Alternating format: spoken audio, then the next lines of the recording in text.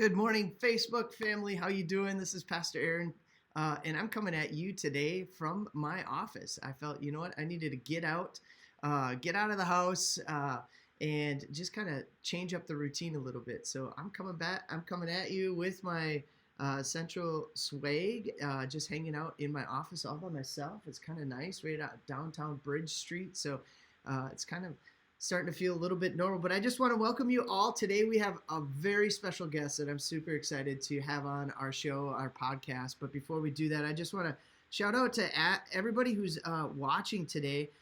We got a lot tuning in. So Valerie, good morning to you. Clay, good morning, Clay. Clay Howard is our creative director. He's also our tech director, and so he's the brains behind this whole thing. He's the one that I'm always calling saying, Clay, I need help. I can't get it to work. So Clay, good morning. Thanks so much for making this happen. Danielle, good morning to you. Mark Gray, how you doing? Hope the fish are still biting today. I wonder if you're out. Elizabeth Hope, how you doing? Good to see you. Make sure you tell the kiddos hi. I miss them so much. Barb Walk, yes. Good morning, Barb. Christina Wald. Christina Fredrickson, good to see you. High school classmate. Michelle, good morning to you.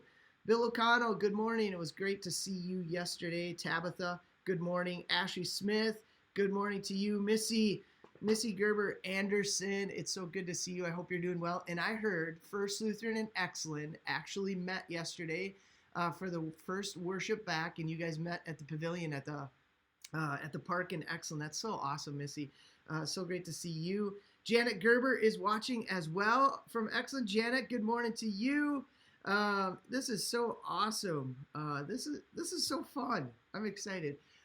Anyways, this podcast is called the Everybody's Welcome podcast, and what really drives this podcast is we want to highlight people in our city or our surrounding cities who are making a difference in the world and making a difference in our community. So that's what the Everybody's Welcome podcast is all about, is just an opportunity with no agenda for me to interview friends, business leaders, doctors, lawyers, anybody, and to have them on this podcast so that you can make connections and you can learn and you can grow as well. So everybody, I just want to say welcome to the Everybody's Welcome podcast. Ned Lenhart is on and watching. Lisa Foles is watching. Good morning. Elizabeth Hope, the kids heard you say my name, and then they say hi to the kids. They're so pumped. That is so cool. Good morning, Pastor Aaron Sturgis. Thanks, Ned. So I want to spend as much time as I possibly can with our guests today. My guests, we have a long history of connections. We went to high school together. I think I graduated a year before she did. She has always just been a phenomenal individual, a follower of Jesus, someone who just I really admired. And then watching her through the years because of Facebook, just seeing where God has led her and taken her into her private practice and all that, it's just so awesome. And so I want everybody to give a Central Lutheran warm welcome to Dr. Amber Ebert. So great to see you, Amber. How are you doing? Good morning. I'm doing really well. This is It was so fun to listen to all the names that you were reading off because I recognize a bunch of yeah. them. So, a funny story when you're talking about how we know each other. I think I was probably in junior high before I realized that you weren't actually related to me because your dad was our pastor. And I remember he came to our family reunion and he led a prayer. And so I just kind of thought you were one of the family. So yeah.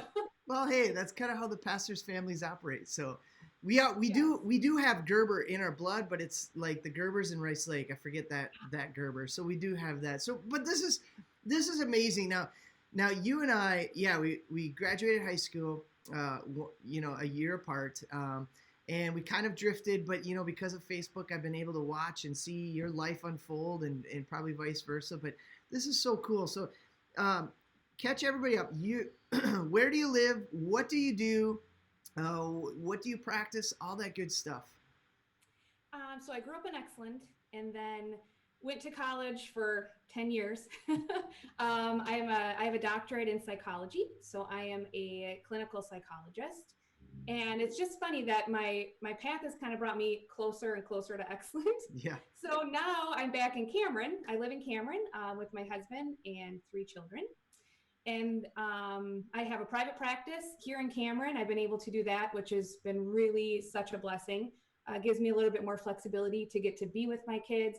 The elementary school is right across the street, so I get to walk my daughter there, sometimes eat lunch Yeah. with her. So that's kind of what I've been doing professionally. And then part of the kind of, I think the reason that we're talking is that I have a multicultural family. Hmm. So my daughter is 8 years old. Her name is Tara Joy, and it's very fitting. She is absolutely a joy, and she's African American. So she is adopted.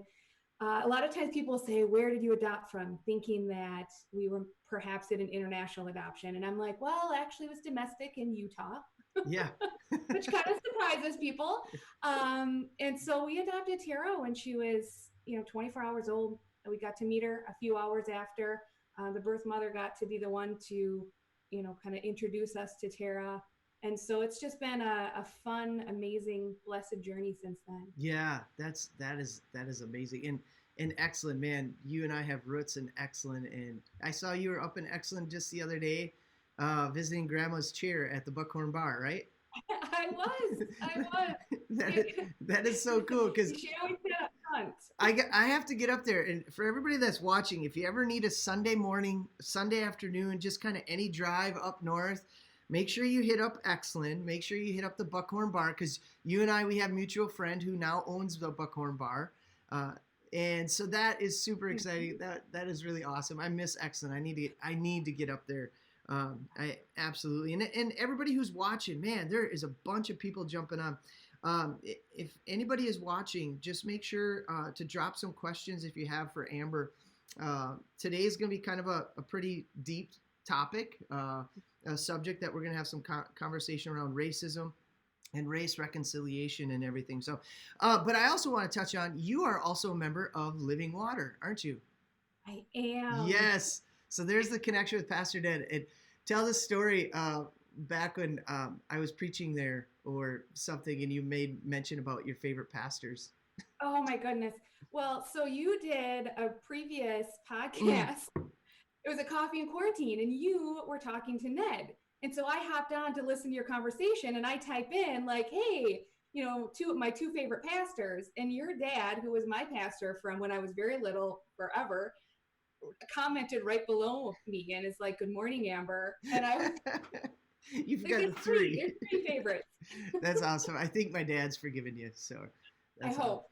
Well, let's dive into this because this is what I'm really we're about 3 weeks removed from the George Floyd murder, and it's really, this is, typically what happens is, something like that happens. People do their prayers and all that good stuff. We talk about it in church, but by the next news cycle, we've moved on. But this one, man, this one seems and feels so much different. And it for me personally, as a white person, we talk about white privilege. It's hard to know what to do, what to say, all that stuff, and then on top of it, to yeah, I'm told as a pastor, if you're silent, then you're part of the problem, kind of stuff, and it's just like, there's so much anxiety, so much frustration, so much confusion on my part. Let's begin just with what can we do as white people when we begin talking about racism, race reconciliation, racial reconciliation, everything that was happening that unfolded after the George Floyd event. So you're just gonna go right there. I'm just gonna get. I know. Right there. All that other soft talk is, we're done. Let's just Right. go right there. Okay. So this is going to be kind of long answer. This is going to be pretty much us talking about some Yes. potential solutions for the entire podcast, I think, and after. So first, I just basically want to say I'm just speaking from my experience. Mm-hmm. And I'm white. My daughter is African American, and I walk this journey with her, but I'm not walking her journey.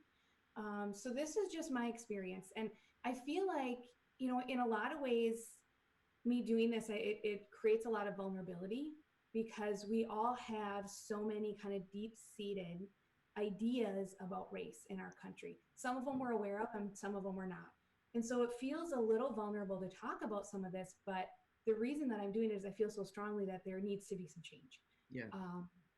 And so really the way that I look at it, the very, very most basic thing that we need to do is look inside of ourselves, and we're really bringing it to us and our home.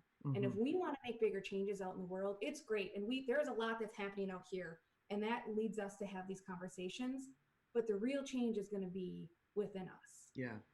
So as a psychologist, I work with every patient that I work with. We focus so much on you can only change yourself. That's the only thing that you can change. You can wish for change, you can take steps to help others, but really the only thing that you have control over is you. And so if you can wake up in the morning and say, okay, today I'm going to take a step for me, and I'm going to do something a little bit different. I'm going to have a little bit more love in my heart. I'm Yeah. going to try to be a student of somebody. I'm going to try to recognize some of these automatic kind of thoughts or patterns that have been ingrained in me since I've been tiny. That's where we're going to find the change. Yeah. And it's a ripple effect. And so if you wake up, let's say you do something different, you learn something different, you treat somebody a little bit different, then the next person does that, the next person. Yeah. We're having this conversation. Listen, look at all the people you just read off that are listening to us. Hmm. Maybe if each of them went home and had conversations with people around them, think about the ripple that we would just have had. And that's where you're going to get this big change that's going to last a long time. I'm happy that you talked about how big events happen and then they kind of die off. But they don't have to if they're in our homes. Right. They can keep going. Right. Right. I think that begins in the home. I mean, that strikes a chord with me. We'll talk about this a little bit more in the podcast in a little bit, about children and so forth. But because I truly believe racism is a taught thing. And I think the environments teach us that, and it's hard too, because I remember shortly after being called to Central Lutheran, I was on a task force for our community, and we sat down with a bunch of school district officials, including the superintendent, who at that time said, you know what, I can count on two hands how many, how diverse or how many African American kids we have in our school district, and so another layer to all of that, and Cameron is probably the same way, is we're not diverse. I mean, we are a white, predominantly white, Norwegian, you name it, community. So it's even harder for us, because what you're talking about is we talk about here at Central. Everybody's welcome because everybody has a story. And how do you get to know somebody else's story? To hear them, to hear them talk about their experience and their experience that has shaped them. So talk a little bit about how do you navigate that with the lack of diversity in Northwest Wisconsin? I mean, I'm not saying we don't have diversity. We do. But when we have these racial tensions and the racism that exists, it's hard for us to even begin to kind of comprehend. I think that it just means we have to be more deliberate about it. So if you're in an area where there's a lot more diversity, you can easily find events, activities, and things that you can do. But here you have to be more just very mindful of, hey, I want to learn about this, and I'm actually going to try to. It's very easy, and not even, I think, intentional, but very easy to just put on blinders and just go. Right. And so now it's like, okay, I've learned a lot just with Tara, and I try to be a patient, loving teacher. Sometimes I get questions a lot, and I'm willing to answer. I always look at it as teachable. Sometimes the questions are things that make a lot of sense and I think are loving. Sometimes they're unintentionally unkind. Sometimes they're intentionally unkind. Yeah. So I think, I try to just be open. So when somebody asks me a question, I try to respond in a loving way.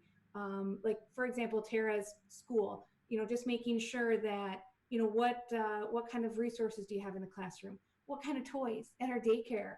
What kind of toys? Are there a diversity of different colored baby dolls that you can play with? Mm-hmm. What kind of books are you having? What kind of units are you having? Are you talking about some of these issues at a level that they can understand? So that's kind of, I try to just be where I'm at and be a teacher kind of no matter where I am. Mm-hmm. And then I try to find events that are elsewhere. There aren't a lot of African American or Black-based events here. So, Tara and I, we like to we'll go to the cities. We'll do different things that try to expand on that. But there's just, you really have to look if you're up Yeah, yeah, and you have to be an advocate, here. right? To if you're comfortable, just tell the story. You know, you were having some issues with Tara in the school, right? Oh And yeah. you were an advocate for her. Share that story. I think this is a testament to Cameron School District and everything. It was just amazing. Go ahead.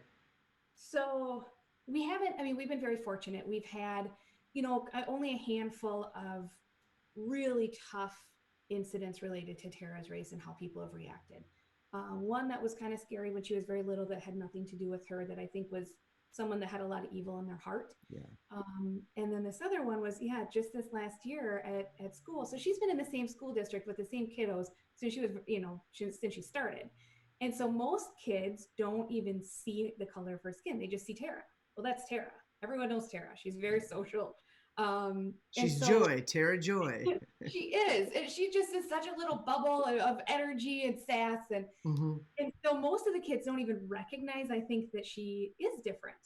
But there was an individual who was actually, I think, a little bit newer to the district, and he kind of targeted Tara. And I believe he had some special needs and Hmm. maybe didn't understand initially, but then just picked the color of her skin to focus on and really focus, focus, focus. And, she didn't tell me at first. That was the part that made me so sad. Here, I think I'm just talking about this and doing it right, and she didn't talk to me about it for weeks. Hmm. And she was just very upset and a little bit quiet, withdrawn. And I kept kind of pushing her. And Tara is, uh, she will talk when she's ready. She will do what she wants when she's ready. That's just, she has her pace. But I finally got out of her that there was somebody that was continually every day talking about the color of her skin. And I went to the principal and we talked about it. And he said, well, let me go, check it out. And we thought we solved it. And then it continued. And then she came up and told me, she's like, Mom, she's like, he's calling me this really bad word. It's the most terrible word ever. And I can't even say it. I won't tell you. And I'm like, honey, you can say a bad word this time. I can't even tell you. I can't. So of course, now this shows, and I'll talk a little bit more later too, but this shows how we're taught. Because for me, you know what terrible, the most negative, horrific name that you can call a Black person is? I'm not Yeah. even going to say it because we know. Yeah. So that's what I'm thinking. I'm pretty fired up. I call the principal. I'm like, she won't tell me the word, but it's this word. So then we follow up again. So then finally, a couple days later, she tells me what the word is in a very quiet whisper. She gets really close. And she's like, he said, my skin looks poopy. And I'm like, and it's, so I giggled, not because it was a funny thing, it was very hurtful to her, but that at that point, it just shows how this transgression of how we view skin color and stuff changes from when we're little to adults.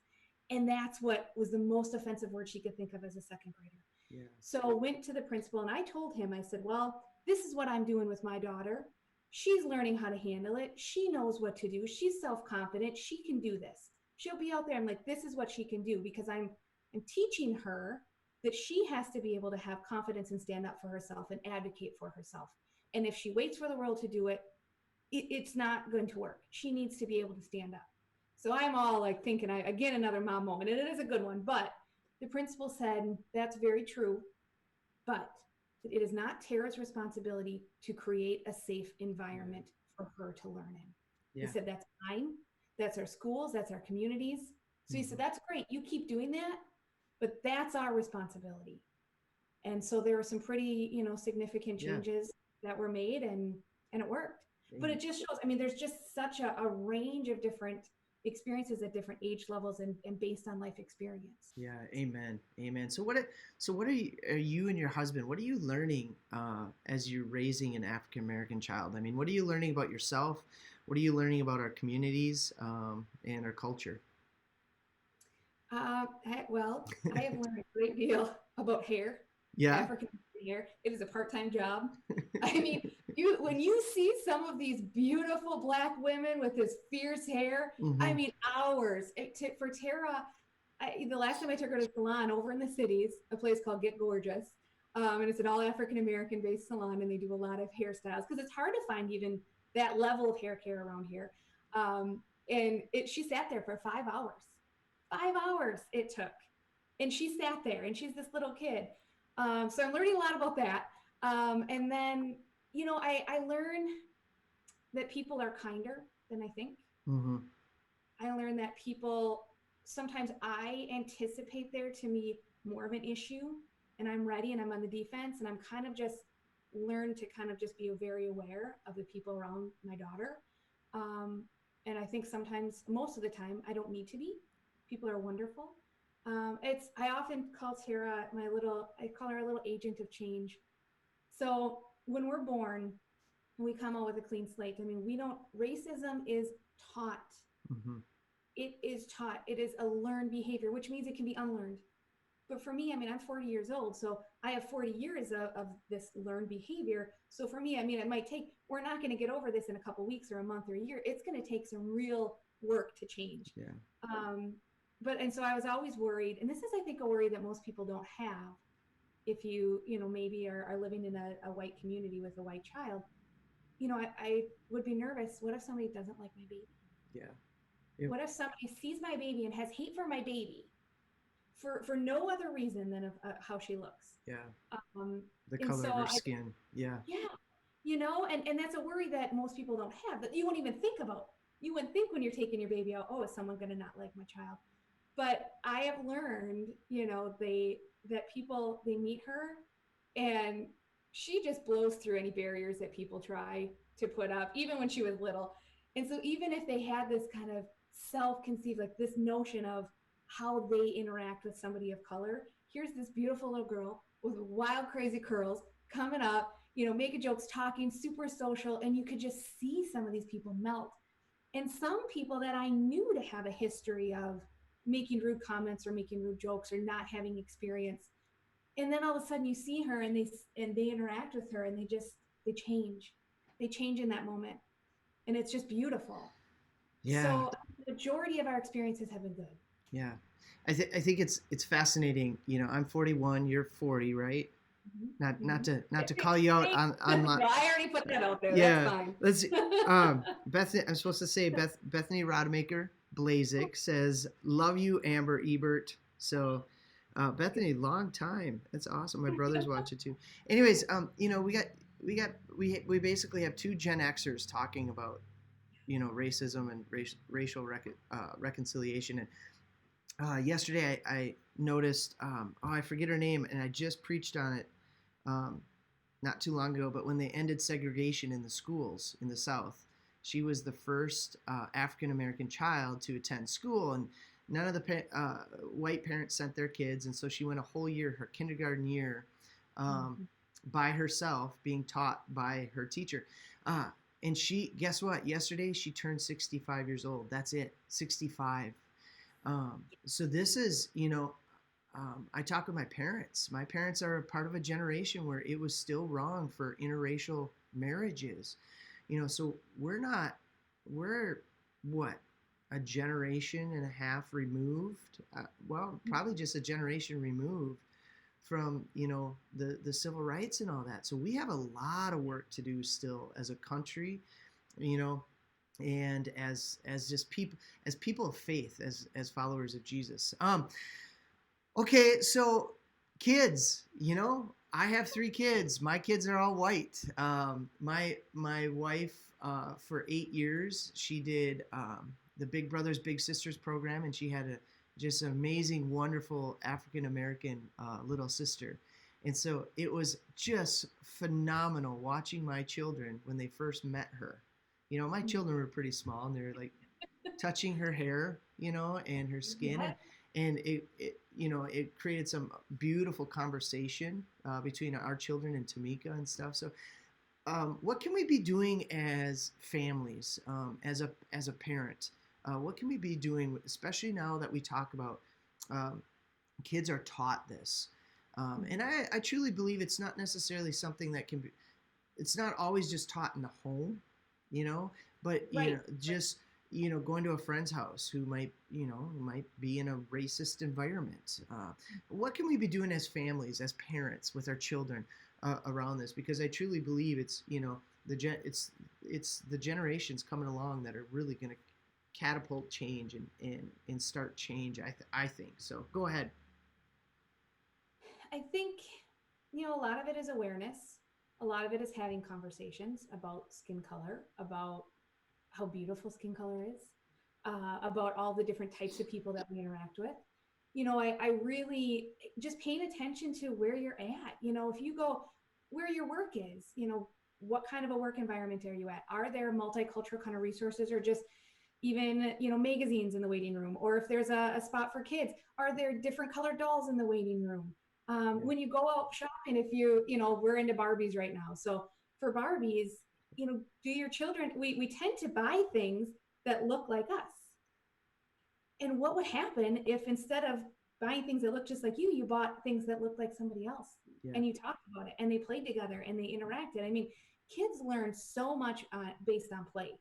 I mean, that's just kind of how they figure out the world.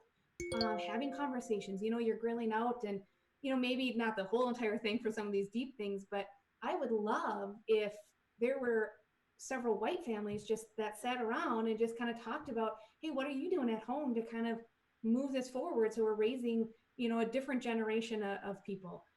We talk about it, I talk about it, but it's because I have a reason to, in that my family is multicultural. Before that, I mean, I'll be the first to admit I wasn't having some of those conversations. I wasn't aware of some of those things, so I think that awareness, and then watch the little ones. Oh, they could teach us. That is what you should have seen when Tara was really little.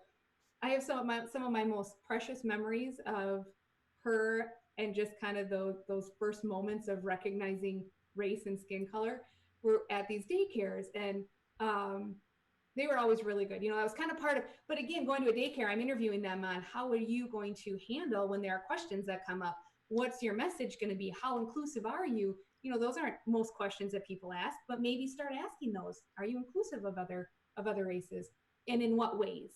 But I remember she went up to, there was this little boy that came up, and he was like, ooh, your skin looks like chocolate. And so I'm all like, as an adult, with my experiences and with everything that I'd been taught and kind of just lived, I was immediately like, oh, like, what are you going to say? Because I'm ready for that as an adult. And she's just like, ooh, I love chocolate. And then they moved on. And that was it. And there was no negativity. And the negativity is brought in by the adults. So if there's an interaction or there's a discussion with kids, instead of celebrating that and saying, oh, you recognize that, don't we all have such beautiful skin, or look at this, or you have red hair and you have brown hair, and just talking about all the ways that God has made us uniquely us. Sometimes we want to jump right on that, and say, oh, well, you can't say that, you can't ask, you can't be inclusive in that way. And it's just kids being kids. I mean, at our FLC we go to, at the daycare we go to here in Cameron, I mean, they had to set up a rule about teaching the littles how to ask to touch Tara's hair, because that's what they want to do. Kids want to touch Tara's hair. I mean, I get it. Everyone wants to touch Tara's hair. So we had to actually teach them, how do you ask somebody to touch your hair? You can't just touch it. I remember we were at a playground once. Tara was about 3 or 4, and there was a little boy, and I think he must have been 9 or 10. I don't know. I didn't know him. And he was just kind of playing. And then as he kind of walked by, he just kind of like reached out his hand, like as he walked by, just to kind of pat it a little to see what it felt like, because it was so curly. So I liked how you just said, literally the kids can teach us. The kids can teach us the way and show us the way. I mean, that's a church thing too. Is there do you have just a resource of sorts that maybe parents who are watching can purchase or go find?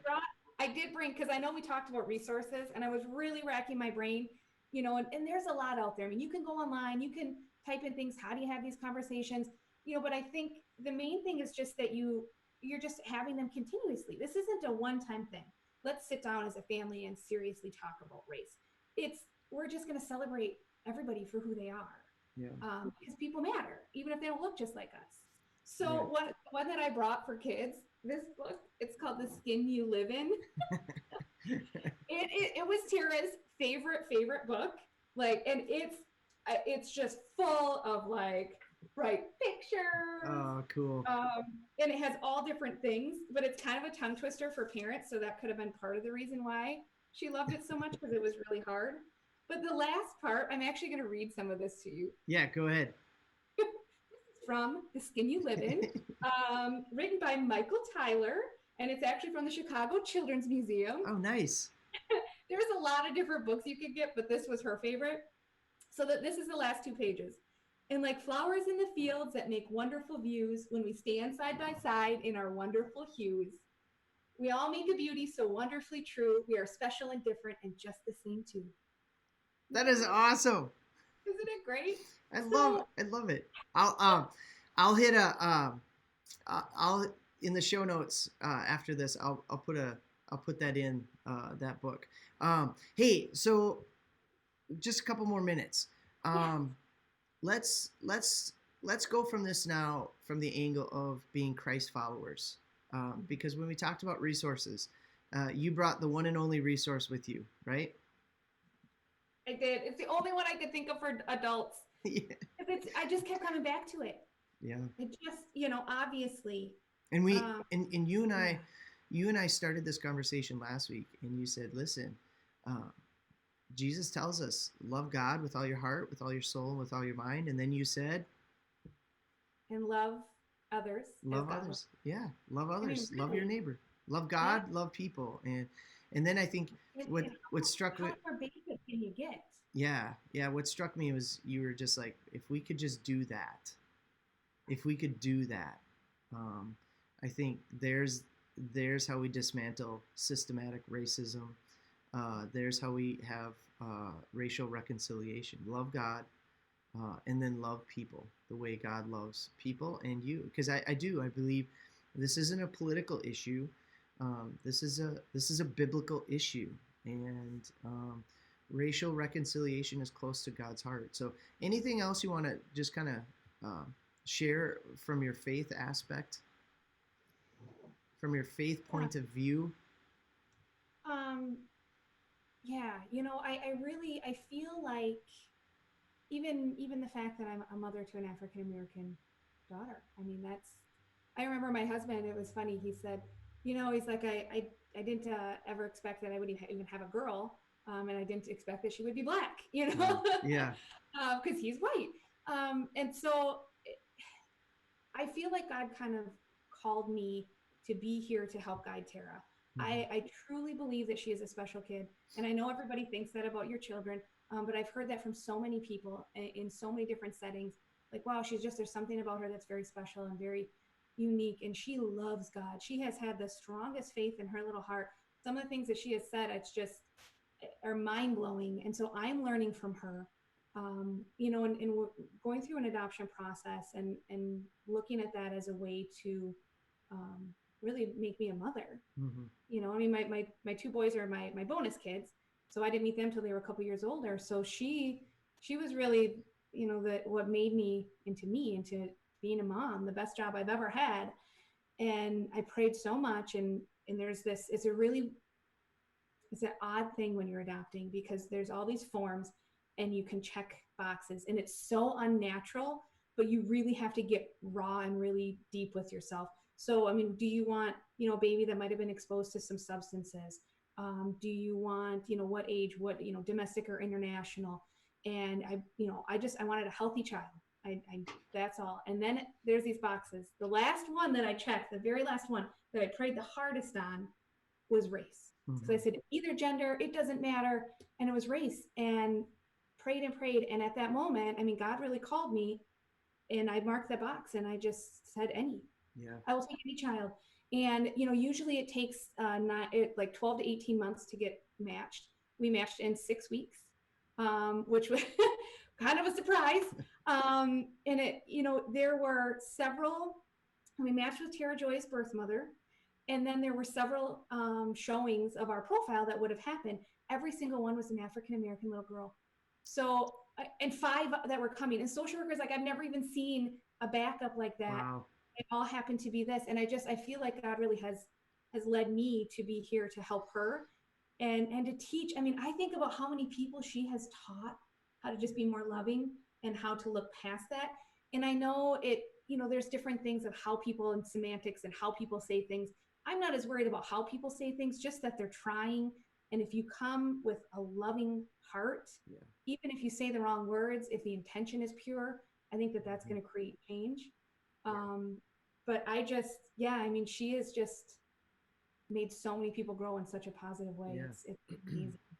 Well, Amber, you're doing a phenomenal job as a mother and as a witness to Christ. So, and I on Central Lutheran, for everybody who's watching on Central Lutheran's page, we posted, I believe there's 5 books that have been passed on to us that we believe are really solid books to just begin educating ourselves is probably the best way to learn. So everybody who's watching, you can go to Central Lutheran's Facebook page, which you're on right now, and then you can check out those books. And I went through and I downloaded a couple on Kindle already. So, well, and I think it's important to read about the history, educate yourself about the systemic structure in our country, yep. and then have the conversations with actual people. Yeah. Yep. Amen. Amen. Well, Amber, thank you so much. I owe you big time. Maybe we can. I owe you a beverage at the Buckhorn Bar the next time Hey, I'm going to sit in Grandma Lois's chair. Yeah. Is the Trout Festival on or no? Yeah. Okay. Yeah, maybe that's what we do. Maybe, yeah, I know that's a ways away, but that's awesome. So thank you so much.